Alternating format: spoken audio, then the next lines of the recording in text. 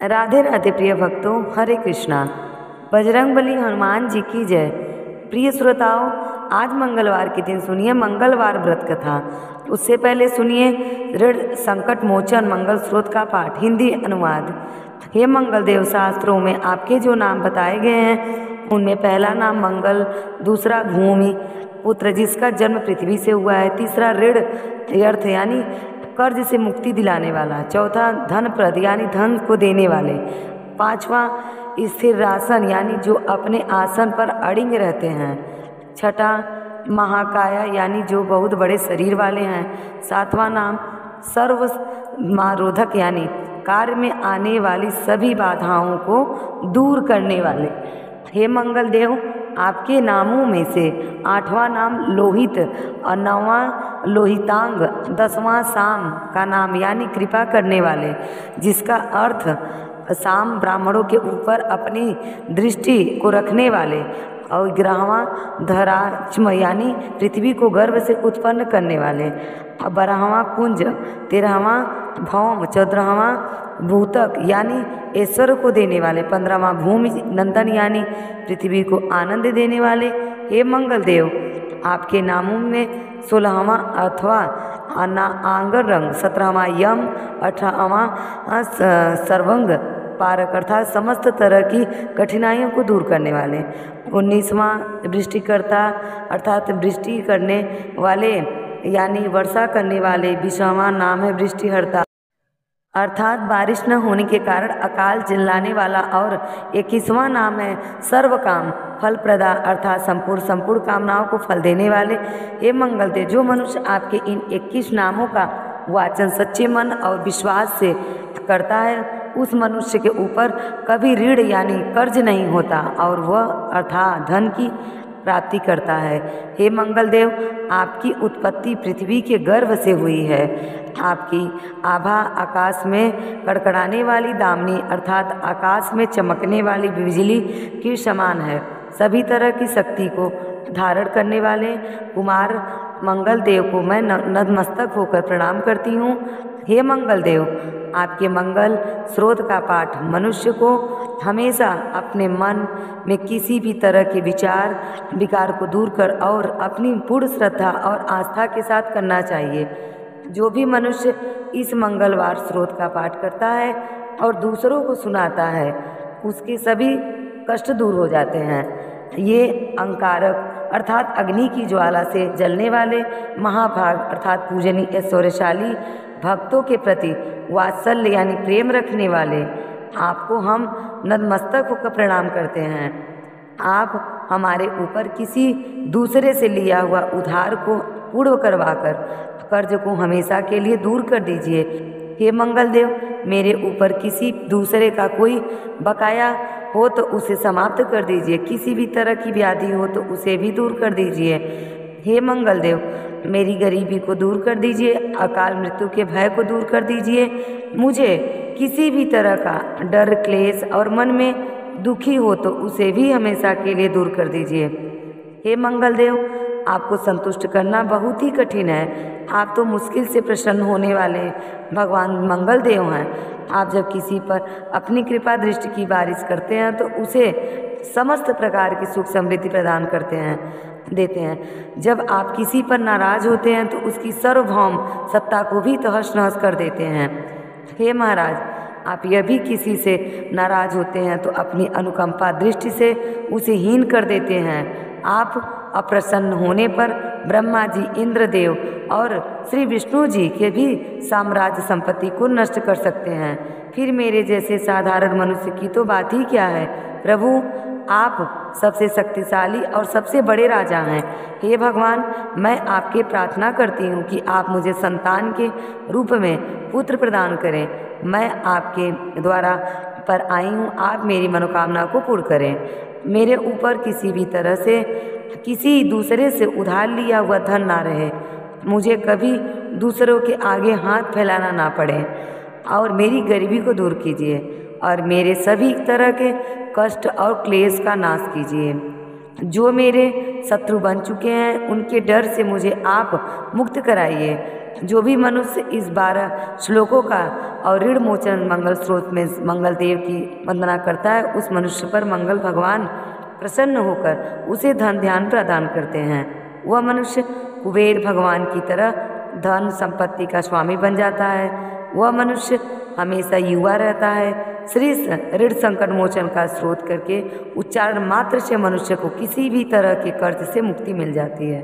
अगर कोई मनुष्य अपने जीवन काल में यानी आवश्यकताओं की अपनी कामनाओं की पूर्ति के लिए किसी दूसरे मनुष्य से कर्ज लिया होता है और किसी कारणवश कर्ज चुकाने पाने में असमर्थ हो जाता है, तो उसे ऋण संकट मोचन का पाठ अवश्य करना चाहिए। कर्ज में डूबे हुए मनुष्य इस ऋण मोचन संकट का स्रोत का जाप अवश्य करें और विश्वास के साथ करें। जब युधिष्ठिर ने महाराज ने सब भगवान श्री कृष्ण से प्रश्न किया कि हे गोविंद माधव, आपने अनेकों कथाएं सुनाई हैं, आज आप कृपा करके ऐसा व्रत या कथा सुनाई जिसके करने से मनुष्य को रोग चिंता का भय दूर हो जाता है और उसे पुत्र की प्राप्ति होती है। हे प्रभु, बिना पुत्र के जीवन व्यर्थ है। पुत्र के बिना मनुष्य नरकगामी होता है। पुत्र के बिना मनुष्य पितृ ऋण से छुटकारा नहीं पा सकता और ना ही उसका पुण्य नामक नरक से उद्धार हो सकता है। इसीलिए पुत्रदायक व्रत बतलाइए। तब भगवान श्री कृष्ण कहते हैं, इस प्रकार बोले, राजन मैं एक प्राचीन इतिहास सुनाता हूँ, आप उसे ध्यानपूर्वक सुनो। कुंडलपुर नामक एक नगर था, उसमें नंदा नामक एक ब्राह्मण रहा करता था। भगवान की कृपा से उसके पास सब कुछ था, फिर भी वह बहुत दुखी था। इसका कारण यह था कि ब्राह्मण की पत्नी सुनंदा की कोई संतान नहीं थी। सुनंदा प्रतिव्रता थी, भक्ति पूर्वक श्री हनुमान जी की आराधना किया करती थी।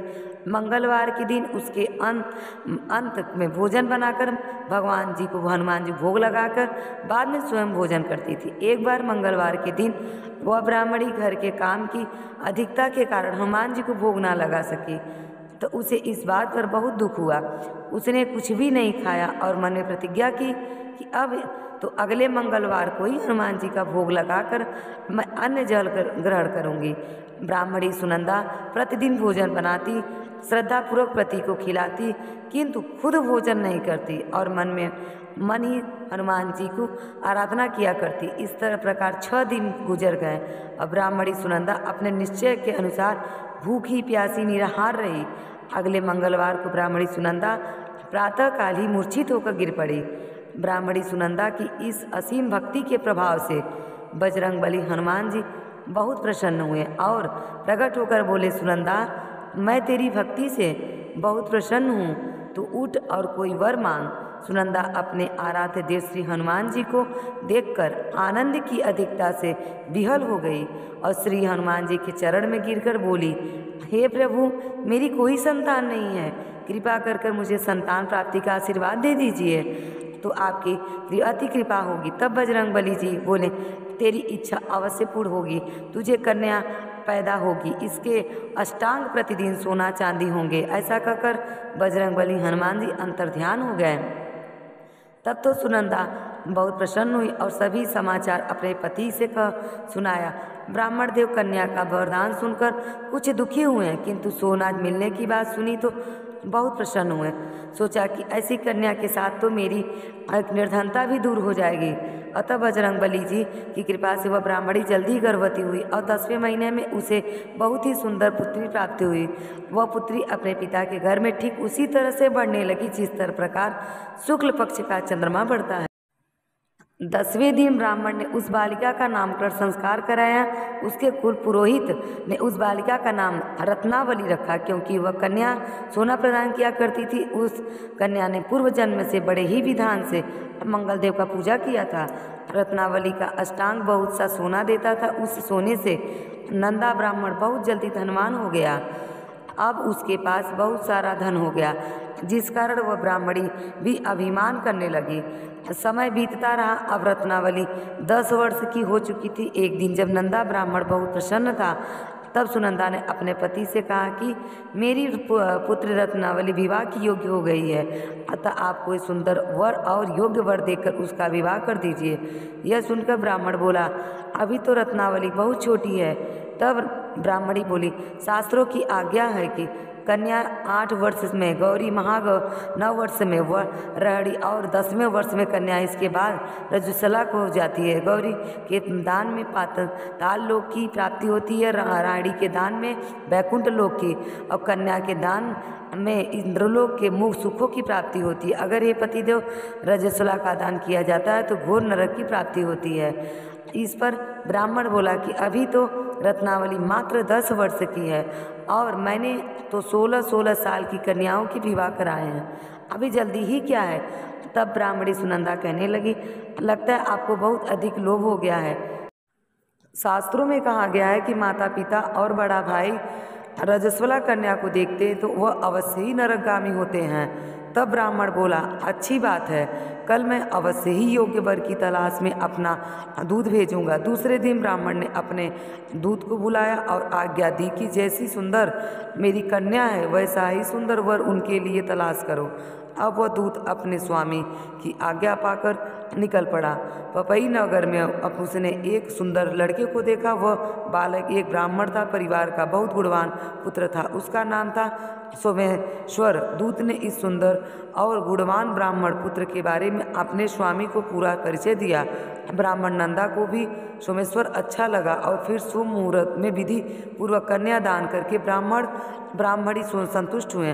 परंतु ब्राह्मण के मन में तो लोभ समाया हुआ था। उसने कन्यादान तो कर दिया लेकिन वह बहुत ज़्यादा बेचैन था। उसने सोचा कि रत्नावली तो अब चली जाएगी और मुझे उससे जो सोना मिलता था वो अब नहीं मिलेगा। मेरे पास तो धन था, कुछ तो इसके विवाह में खर्च हो गया और जो कुछ बचा है वो अब कुछ दिन के बाद समाप्त हो जाएगा। मैंने तो इसका विवाह करके बहुत बड़ी भूल कर दी। अब कोई ऐसा उपाय हो कि रत्नावली मेरे घर में ही बनी रहे, अपने ससुराल ना जाए। लोभ रूपी राक्षस ब्राह्मण में मस्तिष्क पर छाता जा रहा था। रात भर वह अपने बिस्तर पर बेचैनी से करवटें बदलते बदलते बेचैन रहा। उसने एक बहुत ही क्रूर निर्णय लिया और उसने विचार किया कि जब रत्नावली को लेकर उसका पति सोमेश्वर अपने घर जाएगा तो वह रास्ते में छुपकर सोमेश्वर का वध कर डालेगा और अपनी लड़की को अपने घर ले आएगा। इससे नियमित रूप से उसे सोना भी मिलता रहेगा और समाज का कोई भी मनुष्य उसे दोष भी नहीं देगा। और प्रातः वो काल हुई तो नंदा और सुनंदा ने अपने जमाई तथा लड़की को बहुत सारा धन देकर विदा किया। सोमेश्वर अपनी पत्नी रत्नावली को लेकर ससुराल में अपने घर को तरफ चल पड़ा। ब्राह्मण नंदा महालोभी व वंशीभूत होकर अपनी मति भ्रष्ट कर चुका था। पाप पुण्य का उसे कोई विचार नहीं रहा। अपने भयानक और क्रूर निर्णय को अंजाम देने के लिए उसने अपने दूत को मार्ग में अपने जमाई का वध करने के लिए भेज दिया था ताकि रत्नावली से मिलने वाला सोना उसे हमेशा प्राप्त होता रहे और वह कभी निर्धन ना हो सके। ब्राह्मण के दूत ने अपने स्वामी की आज्ञा का पालन करते हुए उसके जमाई सोमेश्वर का मार्ग में ही वध कर दिया। समाचार मिलने पर ब्राह्मण नंदा मार्ग में पहुंचा और रोते हुए अपनी पुत्री रत्नावली से बोला, हे पुत्री, मार्ग में लुटेरे ने तेरे पति का वध कर दिया। भगवान की इच्छा के आगे किसी का कोई वश नहीं चलता। अब तू घर चल, वहाँ पर ही रहकर शेष जीवन बिताना। जो भाग्य में लिखा है वही होगा। अपने पति की अकाल मृत्यु से रत्नावली बहुत दुखी हुई। करुण रुंदन और रोते हुए कहा अपने पिता से कहने लगी, हे पिताजी, इस संसार में जिस स्त्री का पति नहीं उसका तो जीना व्यर्थ है। मैं अपने पति के साथ ही अपने शरीर को जला दूंगी और सती होकर इस जन्म को माता पिता के नाम और सास ससुर के यश के सार्थक करूंगी। ब्राह्मण नंदा अपनी पुतनी ही रत्नावली के वचनों को सुनकर बहुत दुखी हुआ। सोचने लगा, मैं तो व्यर्थ जमाई का पाप अब अपने सिर पर लिया। रत्नावली तो उसके पीछे अपने प्राण तक देने को तैयार हो गई। मेरा तो दोनों तरफ से मरण हो गया। धन तो अब नहीं मिलने वाला। जमाई के वध पाप के फल स्वरूप अब यह यम यातना भी भुगतनी पड़ेगी। यह सोचकर वह बहुत दुखी होकर खिन्न हो गया। सोमेश्वर की चिंता बताई गई।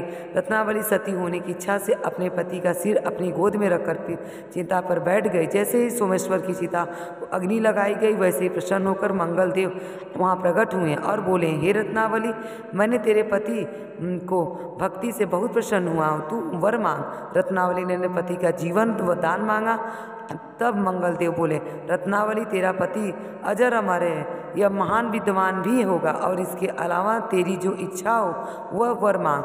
तब रत्नावली बोली, हे नवग्रहों के स्वामी, यदि आप मुझ पर प्रसन्न हैं तो मुझे यह वरदान दीजिए कि जो मनुष्य मंगलवार के दिन प्रातःकाल पुष्पलाल चंदन से पूजा करके आपका स्मरण करे, उसे कोई रोग व्याधि ना हो, स्वजनों का कोई वियोग ना हो, सर्प या अग्नि और शत्रुओं का कोई भय ना हो, और जो स्त्री मंगलवार का व्रत करे अब वह कभी विधवा न हो। तब मंगलदेव ये तथास्तु कहकर वही अंतर ध्यान हो गए। सोमेश्वर मंगलवार की कृपा से जीवित हो गया। अब रत्नावली अपने पति को पुनः प्राप्त कर वह बहुत प्रसन्न हुई और मंगलदेव का व्रत कर वो प्रत्येक मंगलवार को करके व्रतराज और मंगलदेव की पूजा करके इस लोक में भी सुख ऐश्वर्य को भोगते हुए अंत में अपने पति पिता के स्वर्ग लोक को पा गई। इस प्रकार मंगलवार का व्रत का पावन कथा समाप्त होती है। जो भक्त मन से इस कथा को सुनते हैं और व्रत का पालन करते हैं उस पर भगवान श्री राम और बजरंगबली हनुमान जी की विशेष कृपा होती है। इसके जीवन में सभी दुख बाधाएं और डर दूर हो जाते हैं। यहाँ मंगलवार व्रत कथा संपूर्ण होती है। आप सब अवश्य सुनिए। जय श्री राम। प्रेम से बोलिए बजरंगबली की जय। अगर आपको ये मंगलवार व्रत कथा आपको अच्छी लगी हो तो प्लीज़ मेरे चैनल को सब्सक्राइब करें और कमेंट में जय श्री राम लिखना ना भूलें। राधे राधे।